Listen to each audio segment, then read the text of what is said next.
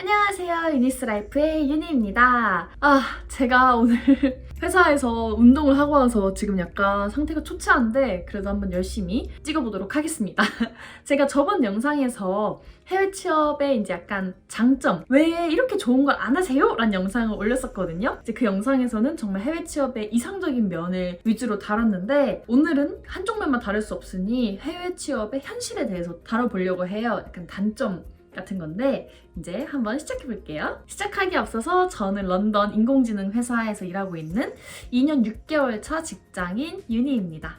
단점 첫 번째, 외로워요. 외로움인데요. 외로움을 많이 타시는 분들은 해외 취업 정말 좀 생각을 해보셔야 돼요. 왜냐면 이게 서울에서 살던 사람이 혼자 지방에 내려가서 살아도 엄청 외롭다고 하잖아요. 근데 여기는 지방도 아니에요. 진짜 아예 타지잖아요. 정말 친구도 없고 가족도 없고 정말 믿을 사람은 본인밖에 없는 곳이에요. 정말 혼자 낙동강이 똑 떨어지는 신세인데 이걸 본인이 어느 정도 버틸 수 있는지 한번 생각을 해보셔야 돼요. 사람마다 외로움을 느끼는 정도가 다르겠지만 저는 여기 꽤 오래 살고 있음에도 막 그렇게 외롭다고 막 엄청 힘들어하거나 이런 적은 없는데 누군가는 이제 온 지 몇 달 안 됐는데 막 너무 외롭고 향수병 때문에 힘들고 막 이런 사람들, 저는 가끔 그런 생각도 해요. 내가 만약에 방에서 자다가 괴한한테 뭐 납치를 당하거나 죽으면 과연 내가 며칠 안에 죽었다는 사실이 발견될까?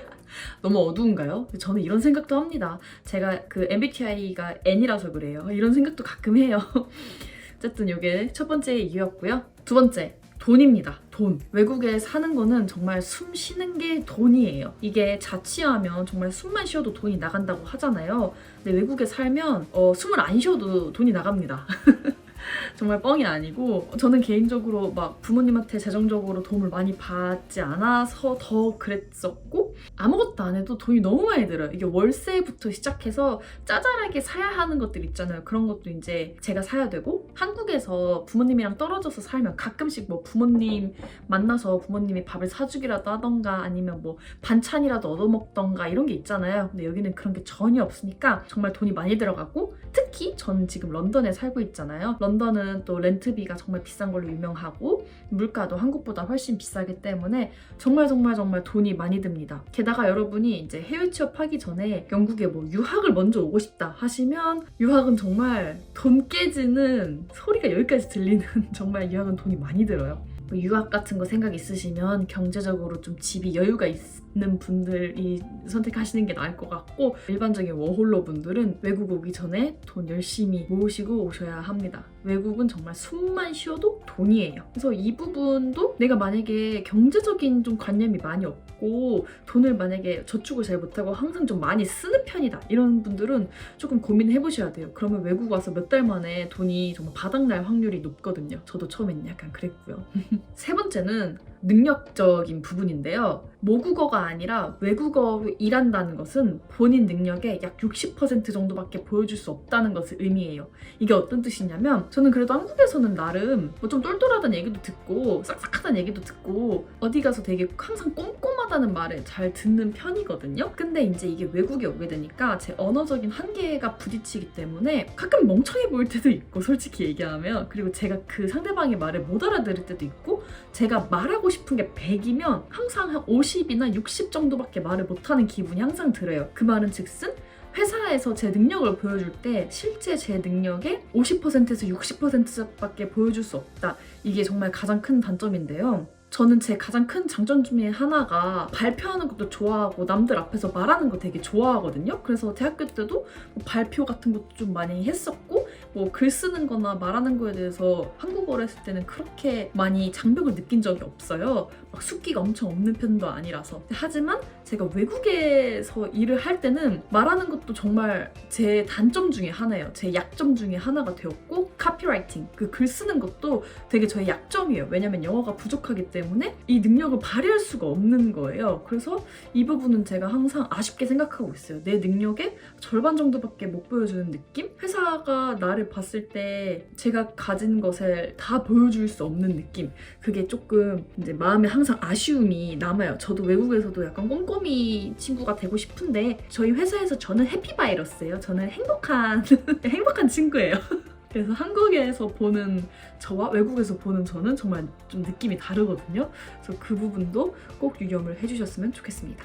마지막으로 이제 해외 취업의 현실을 얘기해보자면 외국이라고 모든 게 다 자유롭고 모든 게 다 열려있는 거는 절대 아니에요.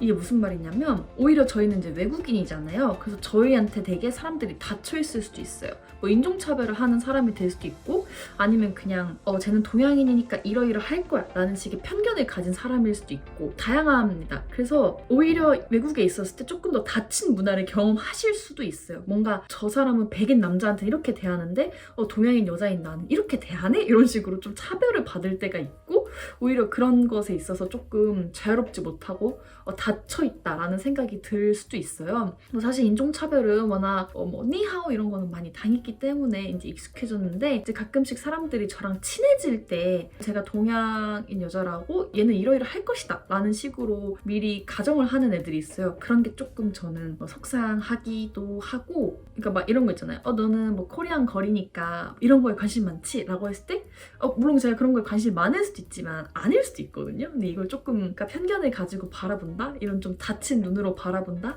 속상한 것 같고 회사 생활할 때도 있어서 제가 다니는 회사는 되게 자유로운 편이에요. 외국 회사 중에서도 굉장히 자유로운 편인데 이것도 외국 회사마다 다 다르더라고요. 뭐 어떤 영국 회사는 뭐 한국 회사랑 비슷하게 보수적인 회사일 수도 있고 외국에 오셔서 한인 회사를 다니시는 분들도 있잖아요. 또 그러면 뭐 한국처럼 보수적인 문화가 있을 수도 있어요. 그래가지고 외국에 왔다고 무조건 다 100% 자유롭고 무조건 다 뭐 보스랑 장난치고 놀고 이런 거는 사실 아니거든요. 회사마다 다 조금씩 다르기 때문에 그 부분도 조금은 유념해 주셨으면 좋겠습니다. 오늘은 해외 취업의 이제 현실에 대해서 다뤄봤는데요. 저는 정말 솔직하게 말했는데 이 부분 여러분에게 좀 도움이 되었으면 좋겠고 저는 전체적으로 봤을 때 해외 취업의 이상과 현실 둘 다 다뤄봤잖아요. 저는 개인적으로 장점이 훨씬 더 크다고 생각하는 사람이어서 항상 여러분들의 해외 취업을 응원하고 있습니다.